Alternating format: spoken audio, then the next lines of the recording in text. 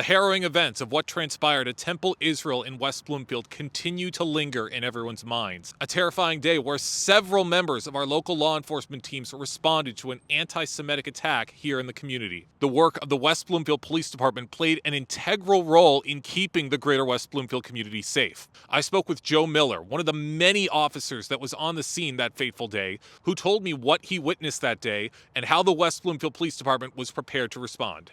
I was actually in dispatch when the call first came in and then responded from the station. So we were on scene. I know we had a lieutenant, I believe a sergeant and an officer who were at Shenandoah.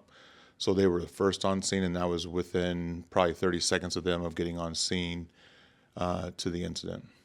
It's kind of, I don't want to say funny, but it's one of those things where we just had active shooter training over like the last couple months. So it's pretty fresh. So a lot of it was being able to see just all the officers. We all kind of just jumped in. The nice thing about it was that you had Temple Israel Security, who by far, these are the ones you guys should really be talking to, because they're the ones who got that initial pin down of the suspect, basically.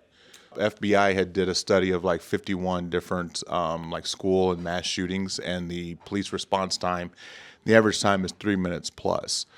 With this incident, you had officers on scene within 45 seconds, and like I said myself, looking back at my video camera and stuff like that, I was on scene within a minute and 15 seconds. So we were on site well below the response time that is a typical response time. Of course, it wasn't just the work of our human officers who helped that day. Joe explained to me the canine unit of the West Bloomfield Police Department also played a heavy role in putting their noses to good use in sniffing out the danger. We ultimately ended up having 20 bomb dogs on scene.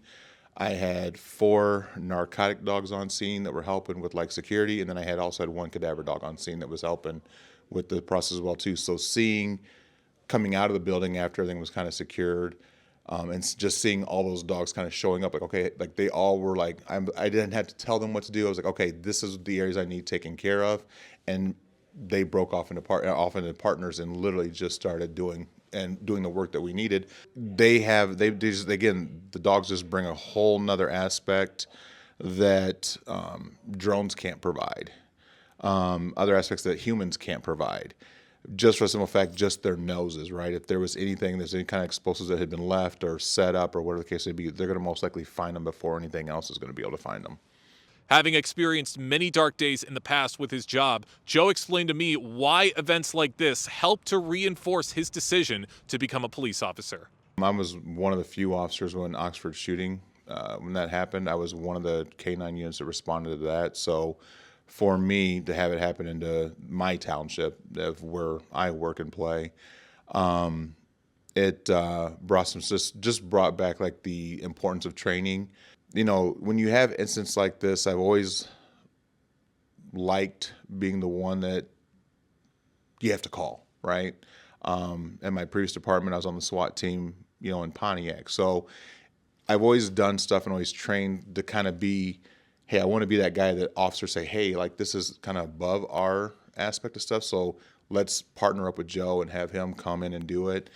I think just with the growth of law enforcement, with the difference in technology and just policing in general, it just, unfortunately, incidents like this kind of make you still want to keep training, keep wanting to get better, even as an old dog, kind of gray, going over. Like I still want to go and train even that much harder just to make sure that, again, we have turnouts like this. If it's like, hey, if you come to West Bloomfield and do something like this, we have the training that's going to stop you and have 0 casualties. And we thank and salute Joe and every single one of our first responders who went out to Temple Israel that day and charged into the danger head on. And the greater West Bloomfield community thanks them in their continued effort to keep everybody safe. For Civic Center TV, I'm Jake Schaf.